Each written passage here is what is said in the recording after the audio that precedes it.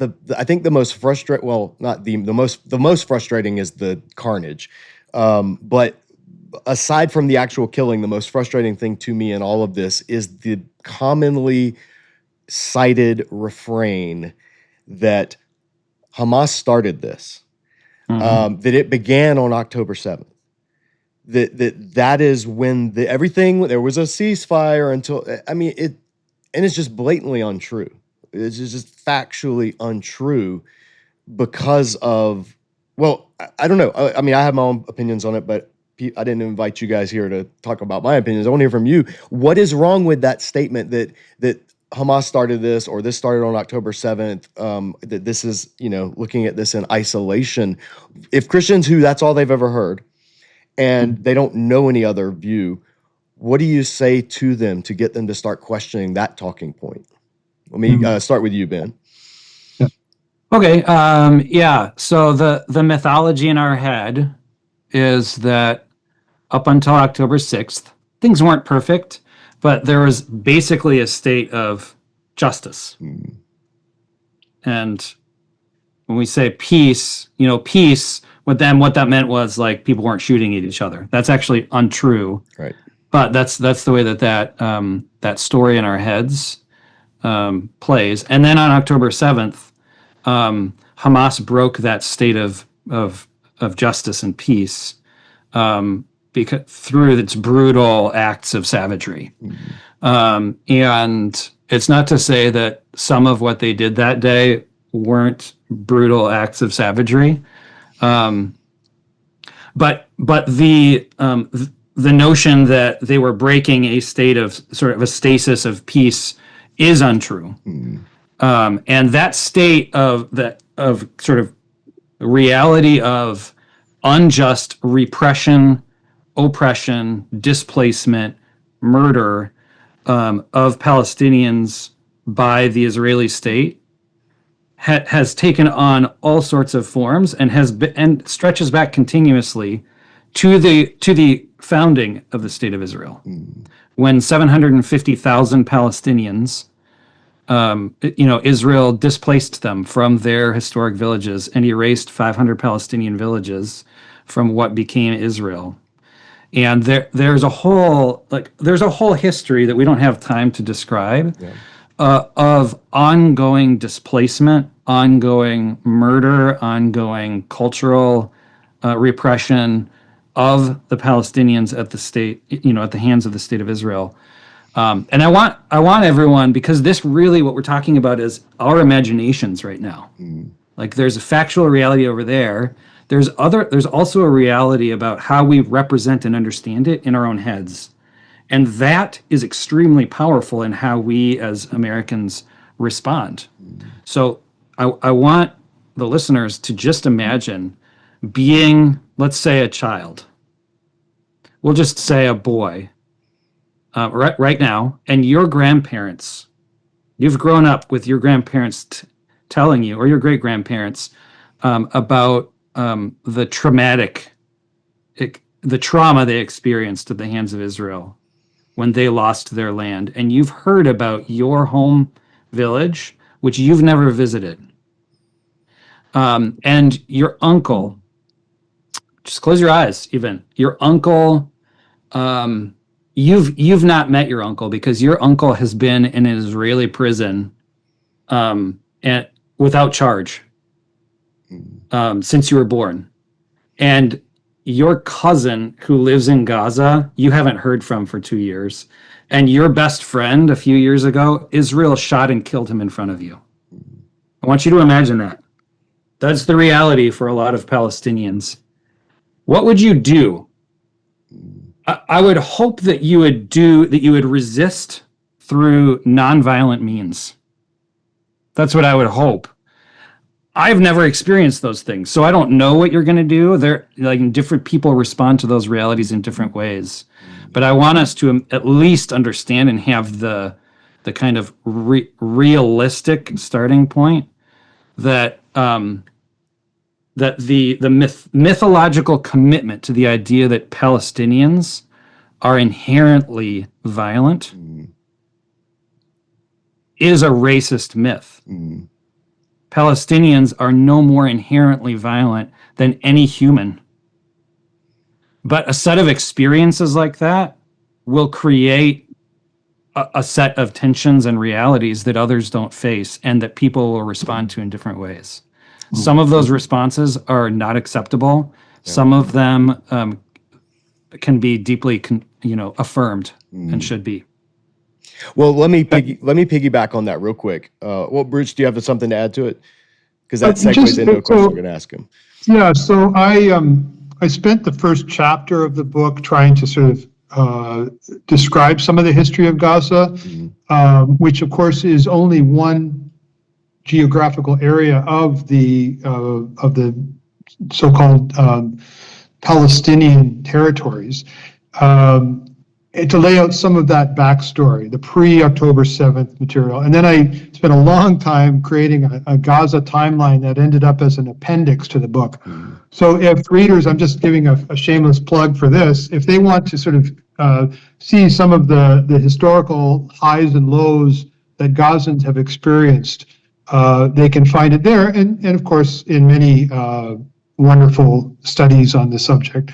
So yeah, the events didn't happen or start on October 7th, and I had long before that I've had conversations with Palestinians who said to me something like, "This situation is not sustainable. The current reality is not going to last." And I became skeptical of that. I actually thought, you know what, Israel has mastered the art of perpetuating the status quo and kind of keeping a lid on the uprisings. They respond to them with an iron fist. They've got the hardware and the U.S. backing.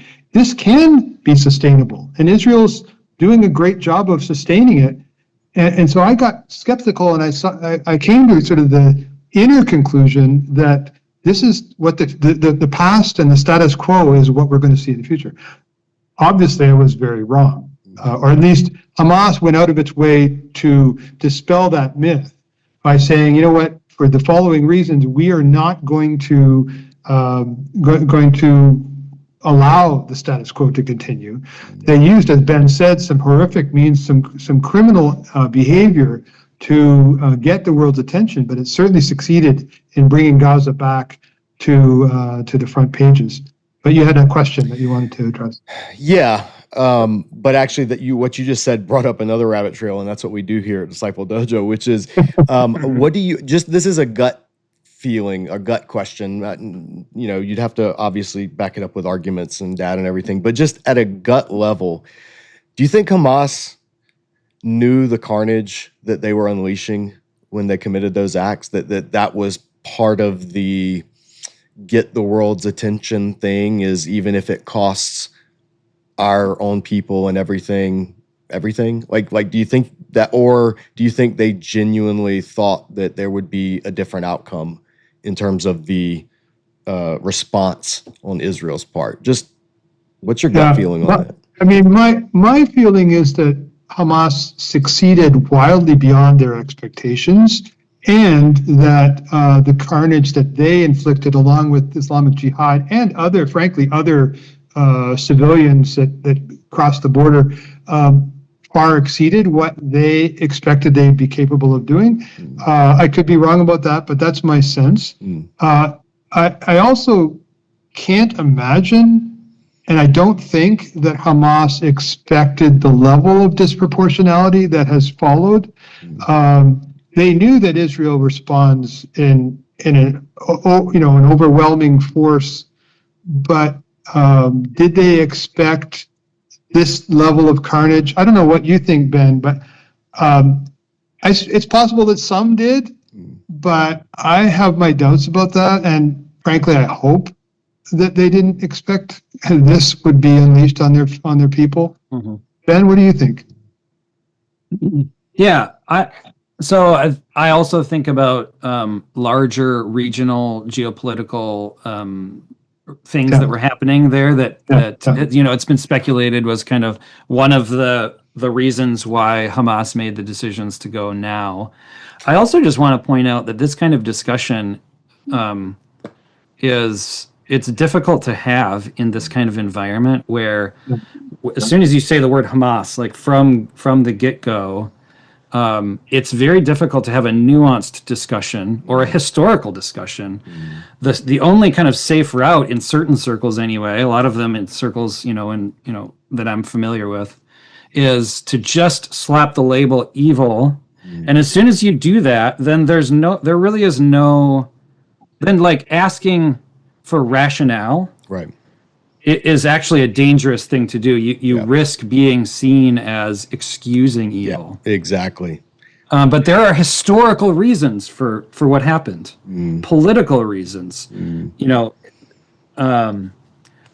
ideological reasons. And if we really want to understand, this is where I think we're divide kind of between the partisans and people who want to understand. Then we need to be able to ask nuanced and historical questions.